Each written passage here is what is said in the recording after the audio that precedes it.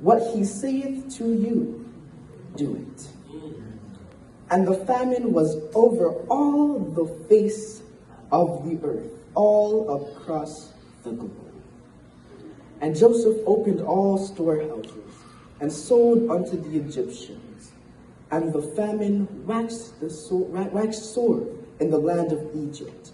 And all countries came into Egypt to Joseph to buy corn, because that the famine was so sore in all the land. Now Jacob, the father of Joseph and his brothers, heard that there was corn in Egypt, and he sent his sons to get some. And the sons of Jacob came to buy corn among those that came, for the famine was in the land of Canaan. And Joseph was the governor over the land. And he it was that sold to all the people of the land. And Joseph's brethren came and bowed down themselves before him with their faces to the earth. And Joseph knew his brethren, but they knew not him. Joseph could recognize his brothers, because they were the exact same as when they came upon him and threw him into the pit 13 years prior. But Joseph was unrecognizable to them. They couldn't recognize him as the boy whom they stripped of his coat of many colors, because he was now dressed with the anointing. When you tap into your purpose in God, it will make you unrecognizable, sets you apart from man, and make you a cut above the rest.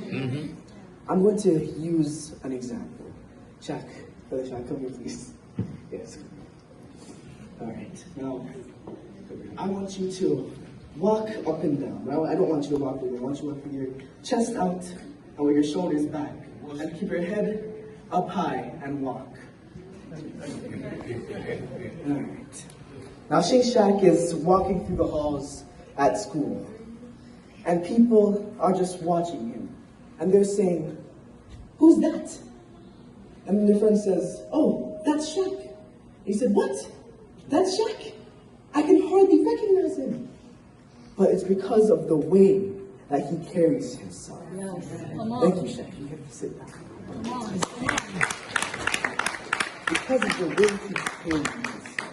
When you tap into your purpose, you don't walk the same. You don't talk the same. You don't operate the way that you used to. Why? Because you have purpose. Come on, amen. And that purpose is going to lead you to your destiny. Keep on believing.